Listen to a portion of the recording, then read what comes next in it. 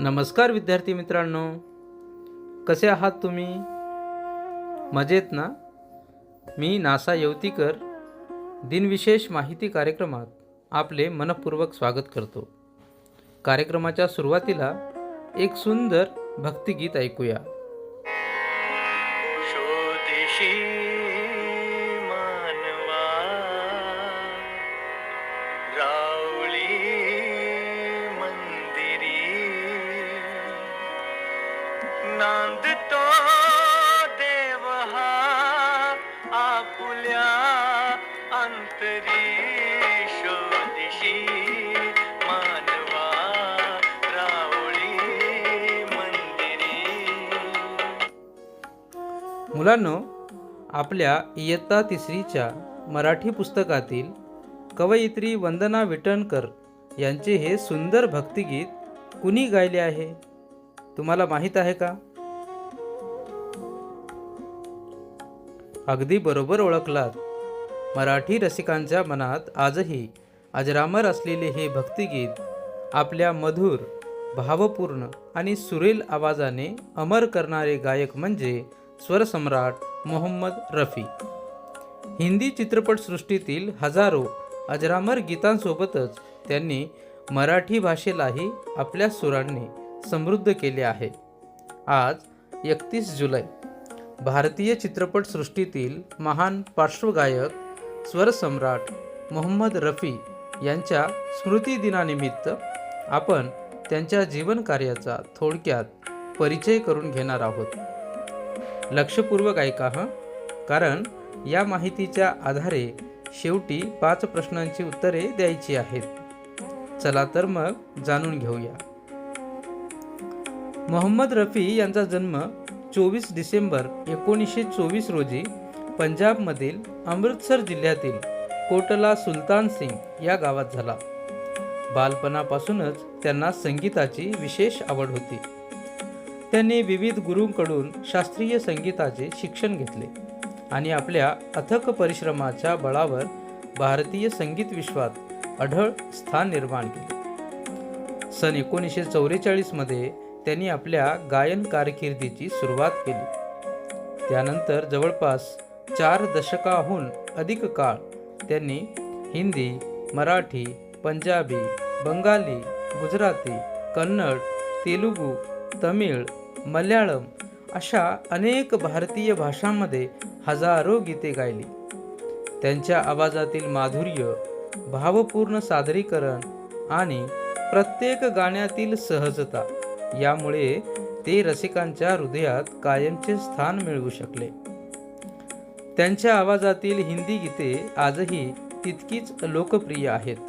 रसिक आजही त्यांची गाणी आवडीने गुणगुणतात. मराठीमधील शोधिशी मानवा हे गीत त्यांच्या मराठी गायकीचे उत्कृष्ट उदाहरण मानले जाते. आपल्या अप्रतिम गायनासाठी त्यांना 6 वेळा फिल्मफेअर पुरस्कार मिळाले. तसेच 1967 साली भारत सरकारने त्यांना पद्मश्री या प्रतिष्ठेच्या नागरी सन्मानाने गौरविले आहे. 31 जुलै 1980 रोजी हृदयविकाराच्या झटक्याने त्यांचे निधन झाले. मात्र त्यांच्या स्वरांचा अमृतमय वारसा आजही प्रत्येक संगीतप्रेमींच्या हृदयात जिवंत आहे.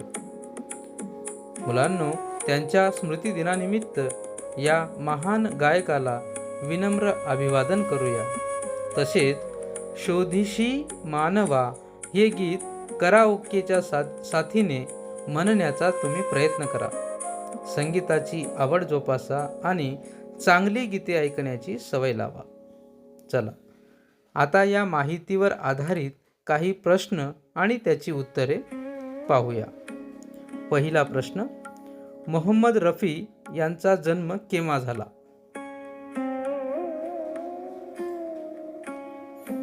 बरोबर उत्तर आहे 24 डिसेंबर 1924 रोजी पंजाबमधील अमृतसर जिल्ह्यातील कोटला सुलतान सिंग या गावामध्ये मोहम्मद रफी यांचा जन्म झाला. दुसरा प्रश्न, शोधिशी मानवा हे गीत कोणी लिहिले?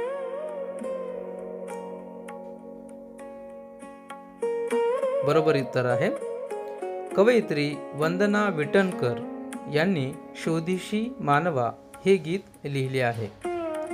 तिसरा प्रश्न, उत्कृष्ट गायनासाठी मोहम्मद रफी यांना किती वेळा फिल्मफेअर पुरस्कार मिळाले?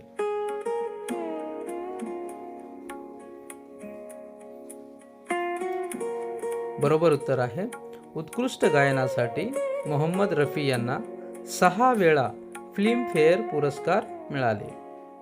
चौथा प्रश्न, मोहम्मद रफी यांनी आपल्या गायन कारकिर्दीची सुरुवात केव्हा केली?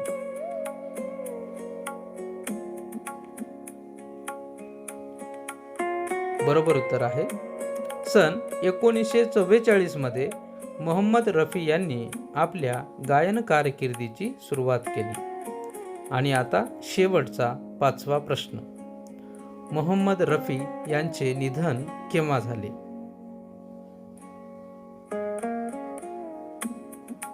बरोबर उत्तर आहे. दिनांक 31 जुलै 1980 रोजी हृदयविकाराच्या झटक्याने मोहम्मद रफी यांचे निधन झाले. वरील सर्व माहिती विश्वासार्ह स्रोताच्या आधारे संकलित करण्यात आले आहे. चला पुन्हा भेटूया उद्याच्या दिनविशेष माहिती कार्यक्रमात. तोपर्यंत नमस्कार.